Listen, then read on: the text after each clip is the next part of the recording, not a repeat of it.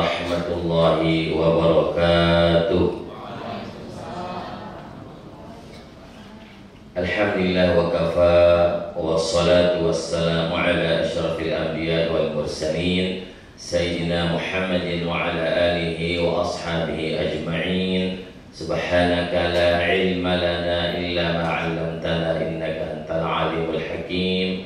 Rabbi shrah li sadri wa yassir li amri wahlul 'uqdatam min lisani yafqahu qawli, amma ba'du. Yang kita sama-sama hormati Al-Ustaz Abdul Khaliq, yang kita sama-sama hormati Pak Dr. Alfi,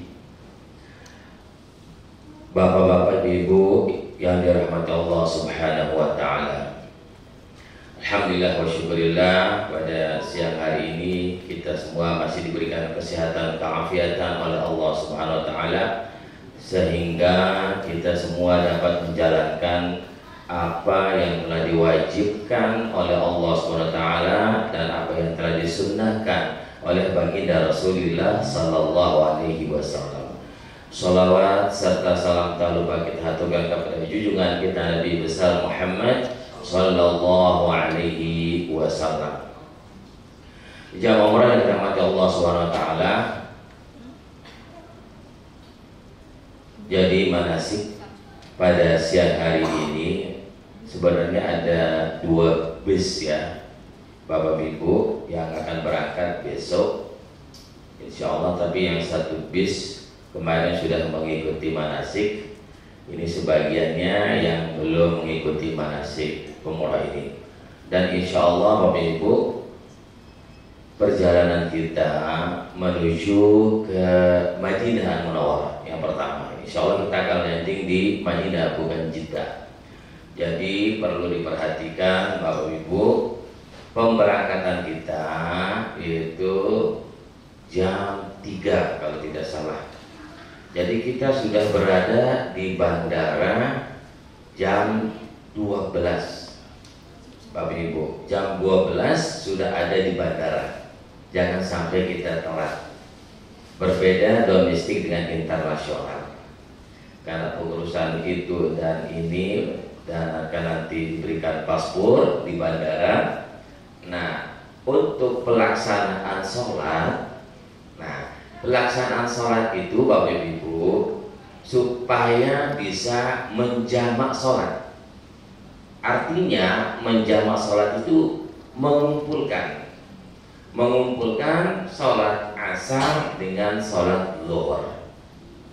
Nah, ini yang jarang dilakukan, kecuali bagi orang musafir.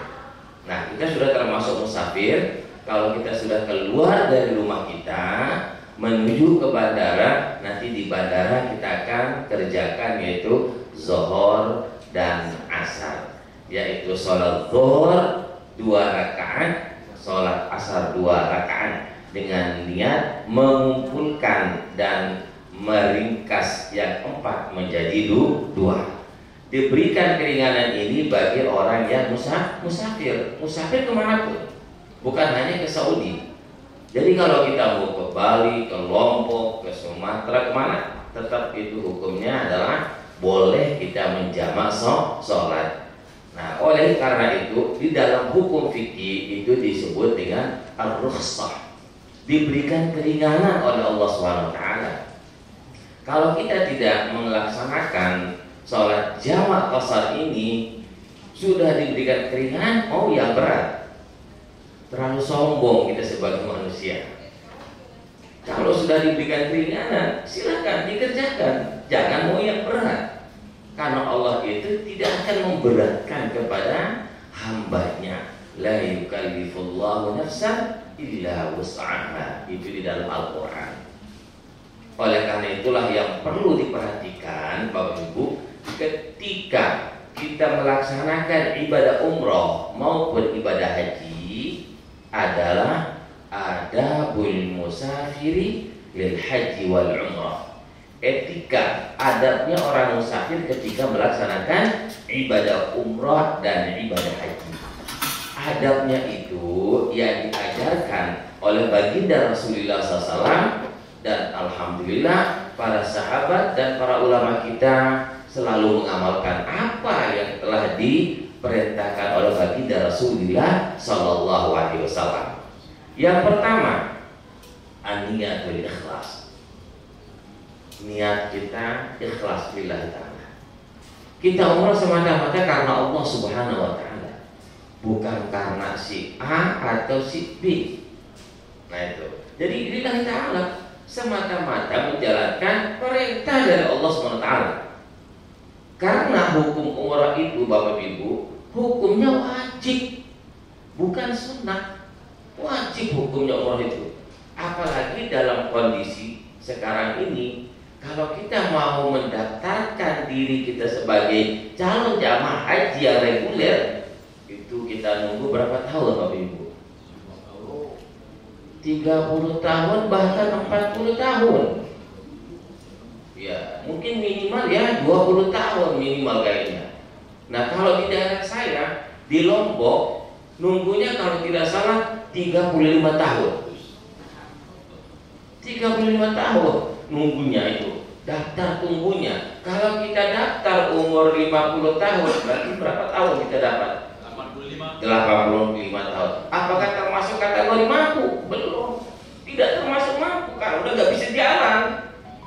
Ya udah 80, udah jompo, udah gak bisa jalan.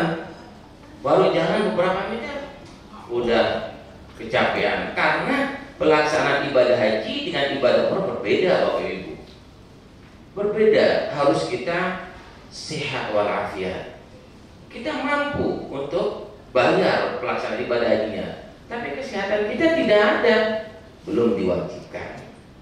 Jadi sehat jasmani dan rohani kita. Ini pelaksanaan ibadah haji. Berbeda dengan umroh Bapak Ibu.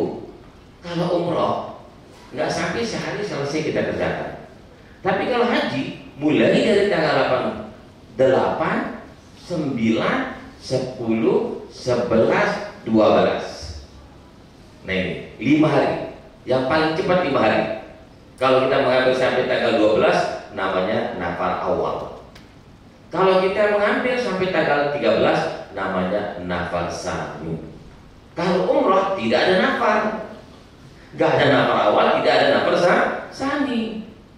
Nah, oleh karena itulah Bapak Ibu, jadi yang paling pertama ditanamkan kepada seluruh jamaah ketika kita mendaftarkan diri kita sebagai calon jamaah umrah, an-niyatul ikhlas. Niat ikhlas lillahi ta'ala. Karena di dalam Al-Quran disebutkan Bismillahirrahmanirrahim, wa ma umiru illa liya'budullaha mukhlishina lahuddin. Wa ma umiru, dan tiadalah aku perintahkan kepada kalian untuk menyembah Allah dalam keadaan ikhlas lillahi ta'ala. Ikhlas itu dalam ibadah, dalam semua ibadah wajib kita ikhlas. Salat harus ikhlas, melaksanakan ibadah umrah ikhlas lillahi ta'ala. Kalau nggak ikhlas, nggak diterima ibadah kita oleh Allah SWT. Oleh karena itulah para ulama menjelaskan ayat Al-Quran itu, mengatakan di dalam kitabnya, la yaqbalul amala illa bil ikhlas. Tidaklah diterima amal ibadah itu kecuali ikhlas karena Allah SWT. Oleh karena itulah Bapak Ibu, masih lagi 1 hari kita akan berangkat. Ada kesempatan kita untuk menanamkan keikhlasan kita menuju ke Mekah Al-Mukarramah. Nah, jadi harus ikhlas sebagaimana disebutkan dalam hadis, innamal a'malu bin niat. Segala perbuatan itu disertai oleh niat. Kalau niat kita baik, kita mendapatkan yang baik. Kalau tidak, ya tidak diterima ibadah kita. Oleh karena itulah Bapak Ibu, jadi yang paling utama ditanamkan adalah al-ikhlas lillahi ta'ala, supaya ibadah umrah kita menjadi ibadah umrah yang mabrur. Itu semua itu yang kita minta. Para ustadz, para pembimbing juga seperti itu. Ya alhamdulillah Bapak Ibu, tahadus bin nikmah, para asatidz itu sebulan sekali berangkat wajib. Yang sunnahnya itu 2 kali. Kenapa saya bilang sunnah?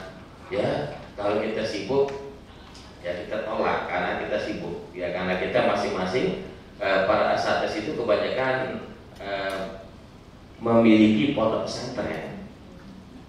Saya alhamdulillah di Lombok ada pondok pesantren, meneruskan pondok pesantren ayah saya almarhum. Jadi pondok pesantren khusus untuk tahfidzul Quran. Santri sekitar 5.000 santri untuk menghafal Al-Quran. Itu tahfidzul Quran Al-Aziziyah namanya. Jadi kalau kita sibuk, kita nggak bisa berangkat. Tapi kalau setiap bulan, insya Allah kita siap berangkat untuk membimbing jamaah. Yang mudah Bapak Ibu kita minta ridho kepada kedua orang tua kita. Andainya kedua orang tua kita di luar daerah, tinggal kita telepon, video call, minta maaf kepada kedua orang tua kita, minta ridho kepada kedua orang tua kita. Dan itu adalah salah satu perintah dari Allah SWT.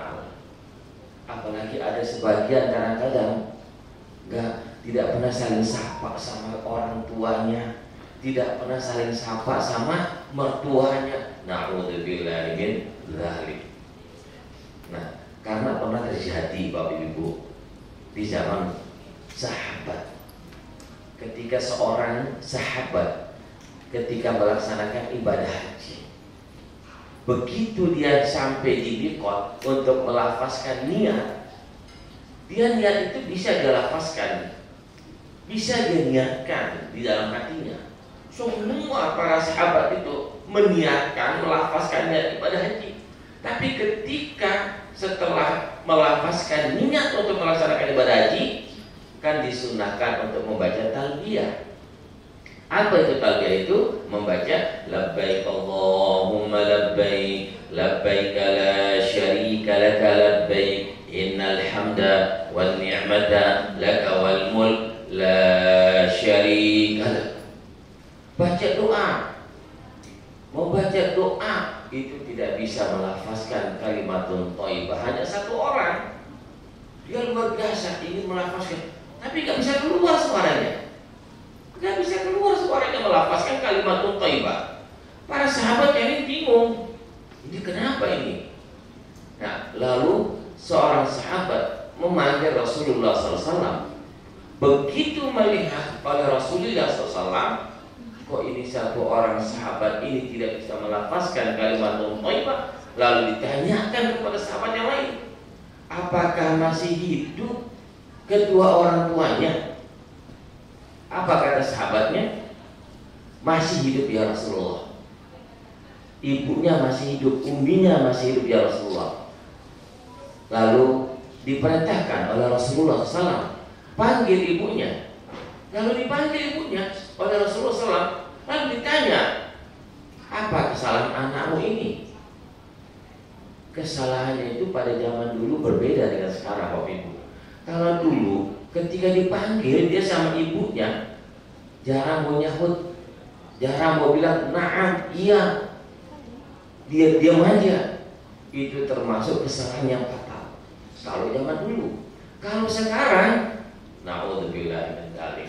Kalau zaman sekarang bukan hanya tidak nyaut, bahkan dipukul orang tuanya.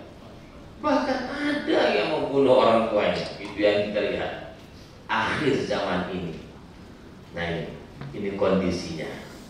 Nah, oleh karena itulah Rasulullah SAW memerintahkan kepada umatnya, ketika kita melaksanakan ibadah umrah maupun ibadah haji, wajib kita istardha lil walidain, meminta ridho kepada kedua orang tua kita, meminta maaf kepada kedua orang tua kita. Siapa namanya sahabat yang tidak bisa melafazkan kalimatun thayyibah? Namanya Alqamah. Karena di dalam Al-Quran menyebutkan wa qadha rabbuka alla ta'budu illa iyyahu wa bil walidayni ihsana. Jadi wajib kita berbakti kepada kedua orang tua kita, yang hidup maupun yang sudah meninggal dunia. Bagaimana cara kita berbakti kepada kedua orang tua kita yang sudah meninggal dunia? Nah, ketika seorang sahabat bertanya kepada Rasulullah SAW, Cara kita berbakti kepada kedua orang tua kita yang sudah meninggal dunia, yang pertama Bapak Ibu, selalu kita mendoakannya selesai sholat 5 waktu dengan doa Rabbighfirli wa liwalidayya warhamhuma kama rabbayani shaghira. Ini jangan dilupakan Bapak Ibu. Ini tandanya anak yang berbakti kepada kedua orang tua kalau orang tuanya sudah meninggal dunia.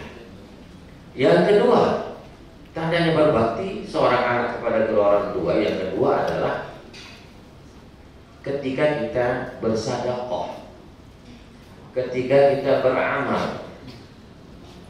Bersedekahnya, amal jariahnya ke masjid atau ke pondok pesantren, lihatkan untuk kedua orang tua kita yang sudah meninggal dunia. Ini yang kedua. Yang ketiga, kalau orang tua kita belum melaksanakan ibadah haji, belum pernah melaksanakan ibadah umroh, kenapa orang tua kita belum melaksanakan ibadah umroh maupun ibadah haji? Karena memikirkan kita sebagai anaknya, untuk biaya sekolah kita, biaya kuliah kita. Itu pemikiran orang tua dulu. Karena itulah ditunda untuk pelaksanaan ibadah umroh dan ibadah hajinya.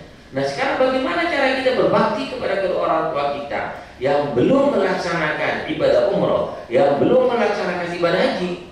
Ada jalan keluarnya, yaitu kita membadalkan.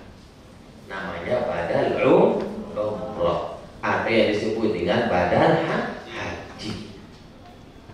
Mohon maaf Bapak Ibu, saya, orang tua saya walaupun lama tinggal di Mekah, ngajar di Masjidil Haram waktu tahun 80. Nah, kalau saya tidak ada yang saya kerjakan badal, tetap saya kerjakan badal untuk orang tua. Karena apa? Termasuk kita kalau nggak pernah mengingat orang tua kita untuk melaksanakan badalnya, atau tidak pernah mendoakan kedua orang tua kita, termasuk kita anak yang murka. Karena ridhonya Allah itu tergantung ridho orang tua. Banyak kadang-kadang orang lupa kalau itu. Mohon maaf, ketika seorang anak menjadi orang sukses, ya, sukses dalam hal duniawi, dia merasa dirinya karena kemampuannya dia seperti itu. Tapi sebenarnya bukan karena itu Bapak Ibu, karena doa orang tua kita. Kita menjadi sekarang seperti ini bukan karena kemampuan kita, bukan karena semata-mata kecerdasan kita, karena doa kedua orang tua kita. Kita sekarang merasakan sebagai orang tua, kita selalu mendoakan anak-anak kita. Bahkan nanti Bapak Ibu pasti akan mendoakan anak-anaknya di Mekah, di Madinah, di Mekah. Yang paling pertama didoakan anaknya dan kedua orang tuanya. Nah, ini tandanya kita berbakti kepada kedua orang tua kita Bapak Ibu. Jangan sampai kita melupakan. Apalagi nanti, mohon maaf, ketika Bapak Ibu sudah melafazkan niat untuk melaksanakan ibadah umroh, jangan lupa mendoakan kedua orang tua kita dengan doa Rabbighfirli wa liwalidayya warhamhuma kama rabbayani shaghira. Didoakan. Ketika Bapak Ibu bersedekah nanti di Mekah, di Madinah, memberikan 1 real, 2 real kepada petugas yang di Masjidil Haram, niatkan untuk kedua orang tua. Tapi ingat Bapak Ibu, lihat situasi dan kondisi. Kalau memberikan petugas di Masjidil Haram, nanti dikejar sama yang lainnya nanti. Susah kalau sekarang. Kalau dia sendirian, kasih dia sembunyi-sembunyi. Tapi kalau diberikan secara terang, dilihat, dikejar semuanya, kejar kita sampai kita keluar dari Masjidil Haram atau Masjid Nabawi. Itu yang repotnya, apalagi di Madinah. Itu hati-hati juga untuk memberikan sedekah di situ sama petugas yang di Masjidil Haram atau Masjid Nabawi. Kalau sekarang susah. Nah, bagaimana cara kita menjalankan perintah baginda Rasulullah SAW yang mengatakan wadribuhum bi'ashrin, pukullah ketika umur 10 tahun. Nah, diajarin oleh Rasulullah SAW namanya darbut ta'dibi, memukul dengan cara mendidik. Itu. pukulan cara mendidik, jangan sampai berbekas. Nah, itu. Ini perintah Rasulullah SAW. Karena sholat itu Bapak Ibu hukumnya wajib. Dimanapun kita berada, hukumnya wajib kita melaksanakan sholat. Dalam kondisi apapun, hukum sholat itu wajib. Karena Rasulullah SAW mengatakan, as-sholatu wajibatun illa damatil aql. Sholat itu hukumnya wajib selama masih ada akal kita. Kita diimpus masuk rumah sakit, wajib sholat. Jangan bilang, oh nanti saya qadha. Tidak ada pendapat satupun ulama yang mengatakan boleh kita mengqadha sholat, kecuali kalau kita dalam keadaan sudah hilang akal kita. Setelah kita sehat baru kita wajib mengqadha sholat kita. Nah, karena sholat ini hukumnya wajib per individu. Oleh karena itulah Bapak Ibu, sebelum kita berangkat menuju ke Madinah Al-Munawwarah, berwasiat kita panggil anak-anak kita. Kalau masih anak-anak kita dalam tanggungan kita. Tapi kalau sudah nikah ya udah, itu tanggung jawab sendiri. Selanjutnya yaitu ta'limul manasikil haji wal umrah. Kita mempelajari manasik seperti ini. Jadi sebelum kita berangkat, pelajari manasik dulu. Gimana cara pelaksanaan ibadah umrah yang sempurna? Bagaimana cara kita melaksanakan ibadah umrah supaya ibadah umrah kita diterima oleh Allah Subhanahu wa taala? Harus kita belajar. Dan Bapak Ibu jangan malu bertanya. Dan insya Allah Bapak Ibu kita barengan berangkat besok. Insya Allah langsung saya bimbing Bapak Ibu. Jangan malu bertanya. Walaupun di pesawat silakan bertanya. Walaupun di bandara tanyakan masalah hukum. Tapi mohon maaf, jangan ditanyakan yang lain. Pak Ustaz, apa obat sakit perut? Oh enggak, bukan ahlinya saya. Ada dokternya. Nanti Pak dokter yang jelasin. Nah itu, karena itu dalam Al-Quran disebutkan, fas'alu ahla dzikri in kuntum la ta'lamun. Tanyakan orang yang ahlinya dalam bidangnya itu jika engkau tidak mengetahuinya. Tapi jangan tanyakan Pak dokter tentang hukum, nggak tahu. Nanti dalam umrah ditanyain Pak dokternya. Ya kalau masalah penyakit baru ditanyakan Pak dokternya. Kalau masalah hukum silahkan tanyakan sama yang ahlinya. Nah, insya Allah Bapak Ibu, saya paling senang kalau Bapak Ibu yang banyak diskusi bertanya masalah hukum. Itu. Jadi insya Allah nanti kita punya grup WA, ingat kan Bapak Ibu? Nanti Bapak Ibu daftar di panitia di luar namanya. Jangan seperti kejadian kemarin yang saya bawa ada 2 minggu yang lalu. Dia nggak masuk grup kok dia marah sama saya. Pak Ustaz kenapa nggak dimasukkan saya ke grup ini? Padahal yang adminnya itu orang sini di kantor ya, bukan saya yang adminnya. Begitu turun dari pesawat, kita mau naik di bis, Pak Ustaz dia bilang, ini salah ini belum masuk ke tanah halal sudah ngomel-ngomel, udah marah-marah dia. Allahu Akbar. Tapi saya senyum aja. Oh ya Pak, nanti kita masukkan. Gitu loh. Yang salah itu dia nggak daftarkan nomor WA-nya di panitia. Nah nanti Bapak Ibu, nanti begitu kita keluar dari ruangan ini, daftar di panitia, di bagian di situ. Supaya didaftar nanti bis berapa misalnya. Ini bis berapa Bu? 14. Bis 14 nanti ada grupnya bis 14. Karena ini sangat penting ini grup. Grup itu di per bis itu sangat penting. Di situ banyak diumumin kegiatan-kegiatan kita selama kita di Madinah. Nanti ketika kita ziarah ke Raudhah, di situ juga dikasih tahu. Dikasih tahu di grup. Bapak Ibu, insya Allah besok pagi setelah subuh kita akan kumpul di sini. Nah itu kata Ustaznya nanti, kata gaibnya. Kumpul di sini nanti untuk kita ke Raudhah. Tahu-tahunya karena nggak ikut grup, nggak pergi ke Raudhah, marah. Mau ke Raudhah nggak bisa karena ke Raudhah itu banyak sekali kita dapat jatah. Seluruh travel 1 kali dapat jatah ke Raudhah kalau sekarang. Lain halnya yang dulu, kalau dulu kapanpun boleh, tapi antri. Kalau sekarang nggak bisa. Sekali kita dapat jatah ke Raudhah. Itu ziarah ke makam Rasul. Oleh karena itulah jangan sampai lupa Bapak Ibu ya untuk masuk di grup supaya tahu kegiatan-kegiatan selama kita berada di Madinah maupun di Makkah Al-Mukarramah. Jadi ta'limul manasik, mempelajari manasik. Jadi harus dengan ilmu. Apa kata ulama dalam kitabnya? Wa man lam ya'mal bighairi ilmin ya'malu a'maluhu mardudatun lam tuqbal. Barang siapa yang beribadah dengan tanpa ilmu, maka ibadahnya ditolak, tidak diterima oleh Allah Subhanahu wa taala.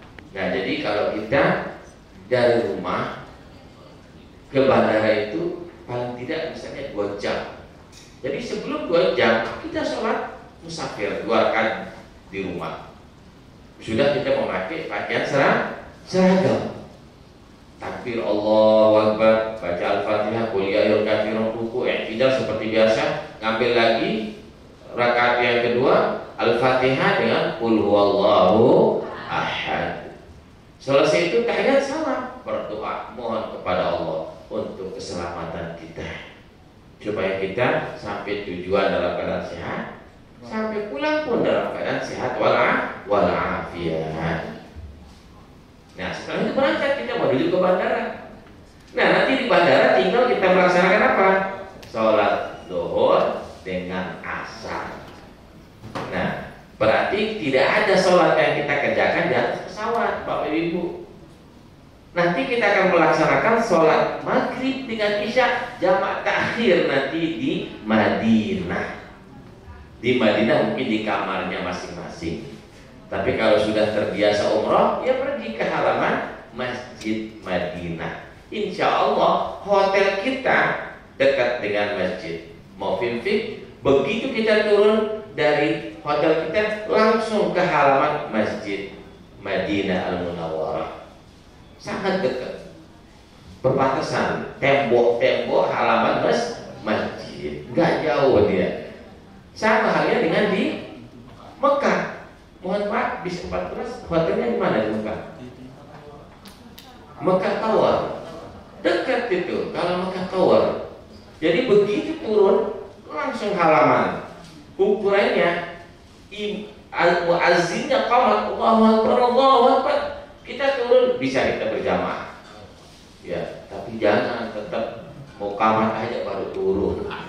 Salah itu Bapak Ibu. Kecuali kalau memang kita ketiduran, diusahakan Bapak Ibu sholatnya di dalam masjid. Jangan mengikuti orang India, Pakistan, senangnya di luar. Jarang orang India, Pakistan itu mau di dalam. Kalau kita jangan ikutin itu, masuk ke dalam. Bila perlu kita sholat di depan Ka'bah. Usahakan Bapak Ibu. Tapi kalau bapak-bapak kalau mau sholat di depan Ka'bah harus pakai ihram. Aturannya sekarang nggak boleh pakai bebas. Gimana hukumnya Ustaz? Boleh. Yang penting jangan kita berbohong. Ketika ditanya sama petugas, minta umrah? Nah, iya saya umrah. Kalau kita nggak umrah berbohong. Kalau ditanya nggak usah dijawab, pura-pura nggak tahu, nggak paham gitu. Udah masuk aja. Nggak salah kita. Karena memang aturannya seperti itu. Tapi jangan pakai celana. Nanti kelihatan celana, wah ini bohong, ini nggak umroh, ini nggak dikasih masuk nanti ke dalam. Atau pakai baju kaos, nggak usah. Cukup memakai 2 helai ihram. Tapi kalau ibu bebas. Yang penting tertutup auratnya. Nah itu Bapak Ibu. Jadi yang rukun itu pertama adalah niat. Nah setelah kita berniat, nanti insya Allah Bapak Ibu kita akan berniat melaksanakan ibadah umrah itu di mana? Di Bir Ali. Di Bir Ali. Kita akan masuk ke Bir Ali. Kalau memang memungkinkan kita masuk ke dalam masjid. Nah, jadi apa yang kita kerjakan nanti di Bir Ali? Sholat sunat ihram. Ini hukumnya apa? Sunnah. Sholat sunat ihram. Nah, kalau kita check out keluar dari hotel setelah zuhur kita check out menuju ke Mekah, berarti kita jamak sholat kita. Di mana kita menjamak sholat kita? Di Madinah. Kita ikut berjamaah bersama imam di Masjid Nabawi di Madinah, sholat zuhur dengan niat jamak. Jamak dengan apa? Dengan asar. Ikut berjamaah bersama imam 4 rakaat. Setelah imam assalamualaikum warahmatullahi wabarakatuh, assalamualaikum, kita berdiri untuk melaksanakan sholat asar. Sholat asar itu boleh dikerjakan 4 rakaat, boleh 2 rakaat. Berarti kalau 2 rakaat kita kerjakan berarti jamak dan qasar. Nah ini. Selesai sholat kita kembali ke hotel. Makan siang. Habis makan siang baru kita berangkat menuju ke Bir Ali. Nah ini untuk pelaksanaan ibadah umrah pertama. Jadi sebelum kita memakai pakaian ihram, yang sunnah-sunnah dulu dijalankan. Apa sunnah-sunnahnya? Disunahkan memotong kuku. Sunnah sebelum ihram. Rambut ketiak dicabut atau dikuris, sunnah hukumnya. Nah itu semua. Tapi jangan jenggot dikuris atau kumis jangan. Yang disunahkan yang di sini. Nah, dikuris semuanya. Itu hukumnya sunnah. Mandi ihram. Nah, mandi ihram itu hukumnya sunnah. Berniat untuk mandi sunat ihram, memakai sabun, memakai sampo, silakan. Karena belum termasuk larangan. Setelah mandi, kita akan menuju ke Masjid Nabawi untuk melaksanakan sholat zuhur. Sebelum kita melaksanakan sholat zuhur, terlebih dahulu kita akan melaksanakan sholat sunat ihram. Kenapa kita melaksanakan sholat ihram sebelum melaksanakan sholat zuhur berjamaah bersama imam di Masjid Nabawi? Karena nanti kita akan melaksanakan sholat asar. Tidak ada sholat sunnah setelah sholat asar. Karena itu kita sunat ihram dulu kita kerjakan. Nah, gimana Ustaz kalau kita kerjakan sholat sunat ihram di kamar hotel kita? Boleh. Silakan kerjakan di kamar hotel. Mau ngerjakan di Masjid Nabawi? Silakan. Yang penting sebelum kita melaksanakan sholat asar. Itu sholat sunat ihram 2 rakaat. Insya Allah nanti kita akan makasih lagi di Madinah nanti. Saya akan ajarin lagi supaya tidak lupa. Habis itu baru kita pergi berjamaah ke Masjid Nabawi untuk melaksanakan sholat zuhur 4 rakaat. Niatnya berjamaah bersama imam dan jamak dengan sholat asar. Itu jamak niat dengan sholat asar. Begitu salam imam, assalamualaikum warahmatullahi wabarakatuh, assalamualaikum warahmatullahi, langsung berdiri. Jangan diselingi dengan sholat sunnah apapun. Karena setiap selesai sholat 5 waktu pasti ada sholat sunat yang dikerjakan atau sholat fardu kifayah yang dikerjakan, yaitu sholat jenazah. Kalau ke waktu kita menjamak sholat tidak boleh. Kalau sebelumnya silahkan dikerjakan Bapak Ibu. Nanti ada pengumuman sholat untuk mayit, dia bilang as-salatu alal mayit, alal amwat, alal tifli, dia bilang. Kalau kita tidak paham bahasa Arab, udah niatkan aja, saya niat sholat mayit, udah cukup. Nah itu cukup. Kalau kita tidak paham bahasa Arab, kerjakan sholat mayit itu. Kapan lagi kita Bapak Ibu? Keutamaan kelebihan itu apa? Kita mendapatkan pahala seperti gunung Uhud. Nanti kita akan melihat gunung Uhud itu gimana. Akan kita city tour nanti lihat gunung Uhud. Itu pahalanya seperti gunung Uhud. Kita melaksanakan sholat jenazah. Setiap waktu ada yang meninggal, ada yang disolati. Imam warga masyarakat di sana atau jamaah Indonesia atau jamaah yang luar, pasti ada yang dikerjakan sholat jenazah. Nah itu.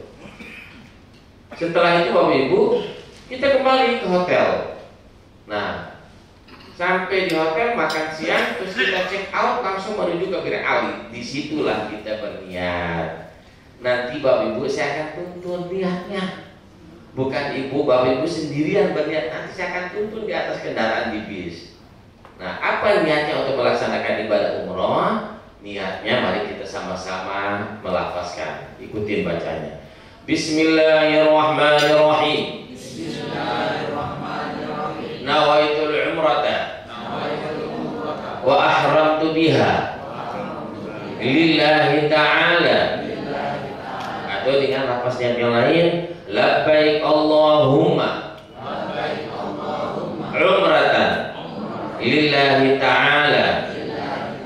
Ini namanya lafaz niat, bukan niat. Niat itu mahalluha bil qalbi. Niat itu adanya dalam hati. Tapi Imam Syafi'i menghukum sunnah melafazkan niat itu. Kenapa? Yusa'idul qalb, untuk membantu masuknya ke dalam hati. Ini menurut Imam Syafi'i. Makanya kita lafazkan niat. Nah, tapi niat kita ada di dalam hati. Niatnya dalam hati itu untuk melaksanakan ibadah umroh. Sudah berniat dalam hati, larangan sudah berlaku. Harus dijauhi larangan-larangan ihram. Apa larangan-larangan ihram itu? Yaitu tidak boleh memaki wangi-wangian, laki maupun perempuan. Ingatkan Bapak Ibu, jangan bawa parfum nanti ditaruh di tasnya gitu, lalu dipegang. Jangan taruh di koper semuanya itu, yang larangan-larangan itu. Tidak boleh karena kita sudah berniat. Tapi kalau sebelum berniat boleh, tetapi bolehnya di mana? Di badan. Jangan di pakaian ihram, disemprot pakai wangi-wangi ihramnya, tidak boleh. Di badan pakai, di ketiaknya pakai, maunya berapa senti silakan. Supaya ketika nanti kita istilam bismillah Allahu akbar, orang nggak pingsan. Gitu. Nggak pingsan dengan baunya. Jadi kita pakai silakan. Disunahkan di anggota badan sebelum niat. Tapi kalau setelah niat tidak boleh di anggota badan maupun di bagian ihram, dilarang. Laki maupun perempuan sama tidak boleh. Nah, ini termasuk larangannya. Mencabut kuku tidak boleh, memotong rambut tidak boleh. Nah, ini makanya hati-hati sebelum kita berangkat ke Bir Ali, pakai sampo dulu supaya tidak gatal rambut kita, rambut kepala kita. Pakai sampo 2 kali, 3 kali supaya nggak ada yang kita garuk-garuk. Nah, ini nggak boleh memakai kopiah bagi laki-laki, nggak boleh pakai kopiah. Kalau pakai payung gimana Ustaz? Boleh, karena nggak lengket dengan kepala. Kacamata gimana Ustaz? Boleh. Mau pakai kacamata yang hitam, yang putih, terserah, boleh. Itu tidak larangan. Jam bagaimana Ustaz? Boleh. Jam tangan boleh. Yang tidak boleh itu adalah ini peci, topi, atau ketika nanti nggak tahu musim dingin atau gimana sekarang ini, nanti di kendaraan, di bis, ini yang sering terjadi karena dingin di bis. Kadang-kadang jamaah nggak tahu ya, sambil duduk karena kedinginan kena dengan nggak ada istilah apa namanya, nggak sengaja, pokoknya kena.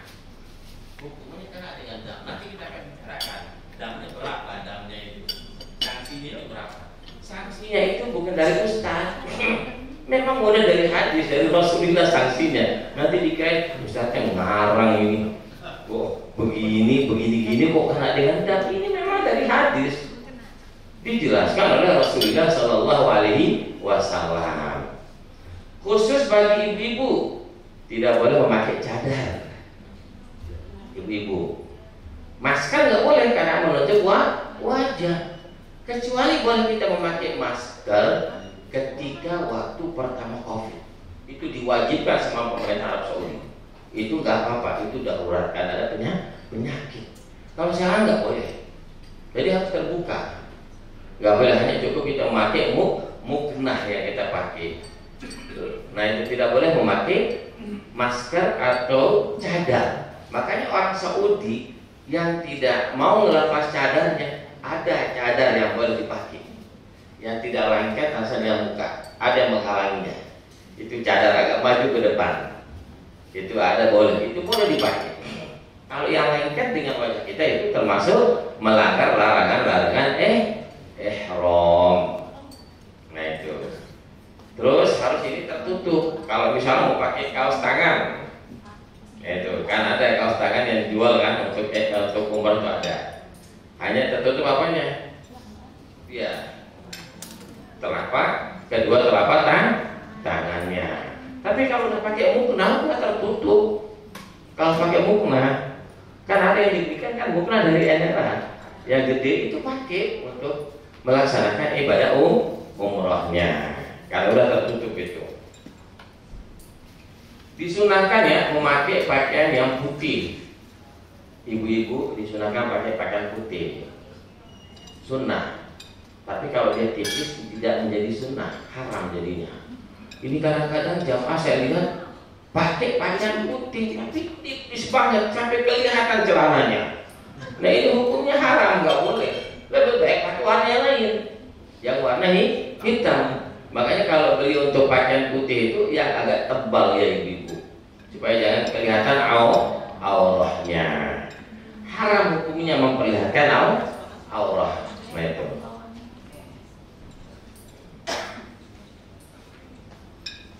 Terus membaca talbiyah hukumnya sunnah Bapak Ibu. Kapan kita membaca talbiyah? Setelah kita melafazkan niat. Barusan kayak kita melafazkan niat, nawaitul umrata wa ahramtu biha lillahi ta'ala. Disunahkan memperbanyak berzikir, memperbanyak berdoa. Jangan lupa mendoakan kedua orang tua kita. Ingat Bapak Ibu, karena doanya ketika kita melaksanakan ibadah umrah, doa mustajabun, doa diijabah oleh Allah Subhanahu wa ta'ala. Perbanyak zikir, memperbanyak berdoa setelah kita melafazkan niat. Jangan memperbanyak menggosipin orang, ngomongin orang. Udah tinggalkan itu Bapak Ibu. Pokoknya saya mohon maaf Bapak Ibu ya, makanya saya senangnya sendirian ke masjid, bukannya nggak mau berteman. Ya, kadang-kadang kalau baru kita baca Al-Quran, di lawan kita ngobrol. Nah ini, di lawan kita ngobrol. Nah ini mengurangi nanti pahala kita. Karena niat kita itu ingin kita mengkhatamkan Al-Quran di Mekah maupun di Madinah, atau membaca banyak amalan-amalan. Maka kadang-kadang saya sendirian aja pergi ke masjid. Nah itu, di tempat-tempat yang nggak ada orang Indonesia, kadang-kadang saya bergabung sama orang Arab supaya tidak ada yang mau ngobrol sama kita. Tapi hati-hati bapak-bapak, nanti kadang-kadang ada ketika bapak-bapak duduk, ada orang Pakistan atau orang Arab datang duduk sama bapak-bapak di sampingnya. Langsung dia bilang, bisa bahasa Inggris? Kalau saya sudah tahu, oh nggak bisa. Saya bilang, bisa bahasa Arab? Sedikit, saya bilang. Padahal kita udah bisa bahasa Arab. Saya sudah tahu modusnya. Apa modusnya? Dia ceritain dirinya. Saya ini pelajar di sini. Pelajar di sini. Tadi saya kehilangan dompet saya. Sekarang nggak ada untuk biaya. Ini macam-macam modusnya. Jangan dikasih. Itu nggak benar. Itu bohong. Nggak tahu kalau di ibu yang sering terjadi itu di bapak-bapak. Kalau misalnya bapak-bapak mau kasih dia serial, gak mau dia. Gak mau 1 rial dia mau dikasih. Maunya berapa? 50 rial maunya. Berarti minta maksa dia lagi. Mau dikasih gak mau yang sedikit. Nah ini modus bapak-bapak. Jangan kasihan melihat dia, gak usah. Itu modus orang Pakistan sama orang India. Pokoknya kalau ada bapak-bapak duduk di sampingnya bapak, terus memperhatikan bapak, kalau dia ngobrol bilang enggak. Gak usah, jangan diladeni. Itu modus untuk dia minta-minta sama jamaah. Kenapa dia senang sama jamaah Indonesia? Karena jamaah Indonesia cepat kasihan, langsung ngasih, makanya senang dia sama jamaah Indonesia. Kalau jamaah-jamaah yang lain nggak mau dia, karena nggak pernah dikasih. Itu modusnya di Masjid Nabawi, diingatkan Bapak Ibu. Setelah berniat terus kita talbiyah. Mari kita sama-sama talbiyah. Barengan aja. Labbaik Allahumma labbaik, labbaik la syarika laka labbaik, innal hamda wan ni'mata laka wal mulk la syarika lak. Labbaik Allahumma labbaik, labbaik la syarika laka labbaik, innal hamda wan ni'mata laka wal mulk la syarika lak. Labbaik Allahumma labbaik, labbaik la hamda wan ni'mata laka wal mulk la syarika lak. Allahumma salli ala sayyidina Muhammadin wa ala ali sayyidina Muhammadin. Allahumma inni as'aluka ridhaka wal jannah wa a'udzu bika min sakhatika wan nar. Rabbighfirli wa liwalidayya warhamhuma kama rabbayani shaghira. Perbanyak doa, perbanyak zikir ketika kita sudah melafazkan niat. Larangan-larangan ihram sudah mulai berlaku. Sampai kapan berlakunya larangan-larangan ihram? Karena larangan-larangan ihram itu hukumnya adalah wajib. Wajibnya umroh. Nah, larangan-larangan ihram itu hukumnya wajibul umroh. Apabila kita melanggarnya, hukum umrah kita sah, tetapi wajib membayar dam. Salah satu contohnya, kita lupa cabut rambut kita 3 helai, cabut. Nah, gimana hukumnya? Wajib membayar dam, namanya fidyah. Apa fidyahnya itu? Yang wajib dibayar apa saja? Salah satunya kita pilih di antara yang 3. Pertama, memberikan makan kepada 6 fakir miskin yang ada di Mekah. Beli nasi kotak. Nasi kotak berapa harganya? Yaitu 10 rial. Berarti kalau 6, 60 rial. Itu menjadi apa? Fidyahnya. Yang kedua, kalau kita tidak mau memberikan makan 6 orang miskin, fakir miskin, berpuasa 3 hari. Nah itu, berpuasa 3 hari. Kalau nggak mau berpuasa 3 hari, mau pahala yang besar, tapi modalnya juga besar. Mau pilih yang mana Bapak Ibu? Mau pilih yang 6 miskin berikan makan atau yang modalnya besar? Hah? Apa modalnya besar itu? Beli 1 ekor kambing. Gak ada yang pilih ini sama jamaah. Semuanya mah, Pak Ustadz saya pilih nomor 1. Karena ini disuruh milih kan? Kalau nggak disuruh milih harus. Karena ini disuruh milih, saya suruh milih. Ini hukum. Hukumnya ayo pilih mana maunya. Nggak ada satupun jamaah yang melanggar milih yang nomor 3. Yaitu membeli apa? 1 ekor kambing. Harus terus terang sama lapor sama ustadznya. Ustadz, saya barusan lupa Ustadz, saya pakai sabun. Ya udah kena, berarti bayar. Memberikan makan 6 orang miskin. Nah, itu pakai sabun termasuk larangan ihram. Yang kedua, rukun umrah yang kedua, tawaf. Nah, kapan kita tawaf Bapak Ibu? Kita tawaf itu insya Allah kita pakai bis atau kereta ini? Pakai kereta ya? Oh iya, alhamdulillah. Biasanya kalau pakai kereta, ibu-ibu, bapak-bapak, kita sampai di Mekah itu maghrib. Sebenarnya sama waktunya, tapi belakangan kita jalan. Tapi tetap kita pakai bis untuk takbir alinya, untuk mengambil mikot berniat tetap kita pakai bis, baru diangkat ke stasiun kereta. Nah itu.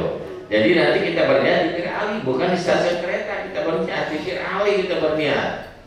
Nah, setelah itu nyampe maghrib sampai hotel isya, kita isi bensin dulu, perut kita kosong, itu makan malam. Kita makan malam dulu di hotel. Setelah makan malam, nah terus kita berwudu. Setelah isya baru kita berangkat menuju ke Masjidil Haram. Untuk apa Bapak Ibu? Tawaf.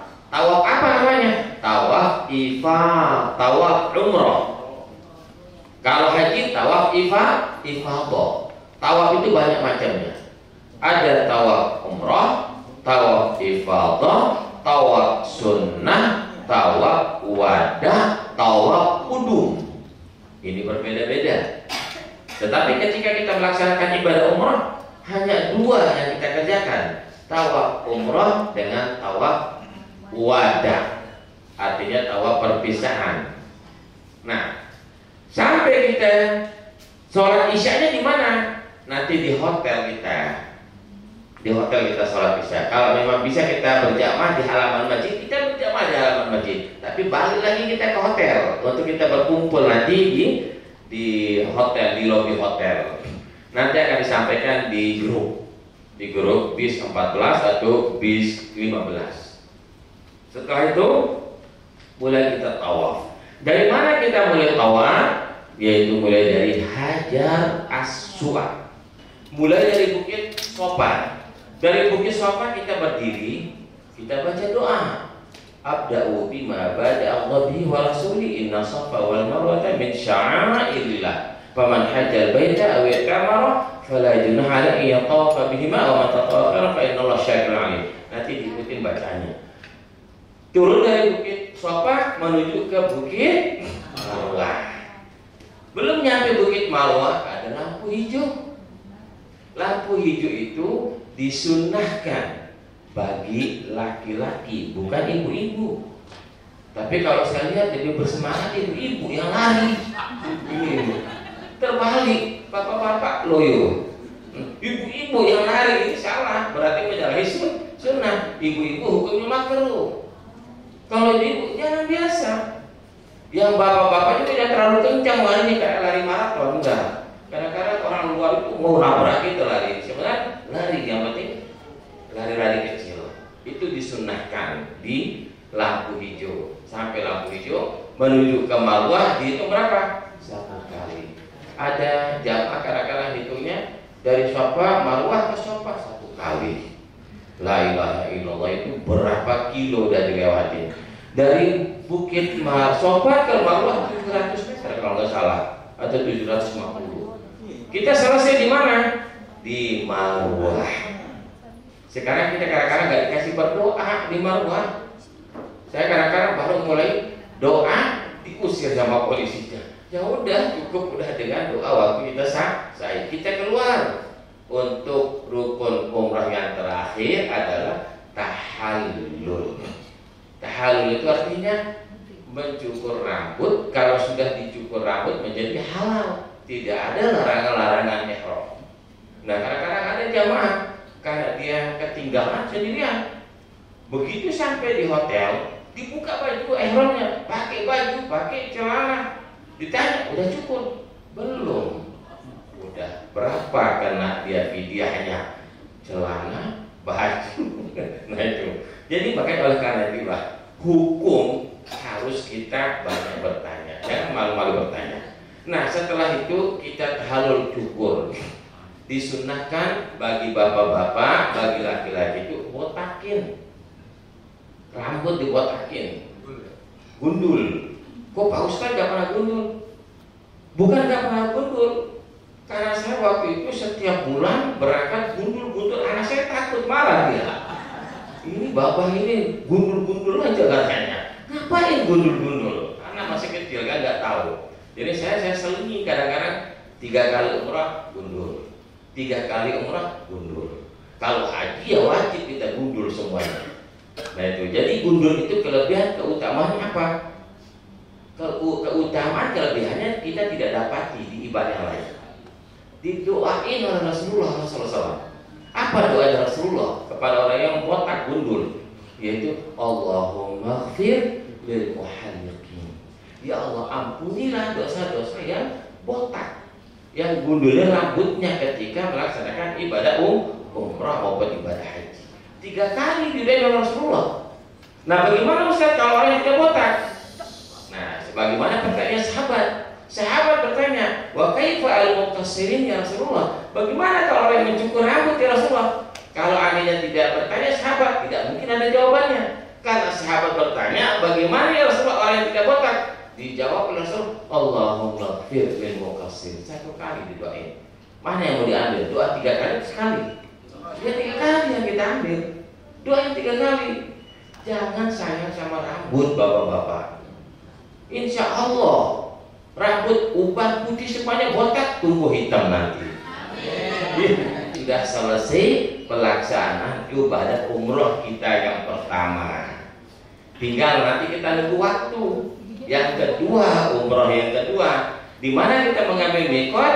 Yaitu di Ji'rana.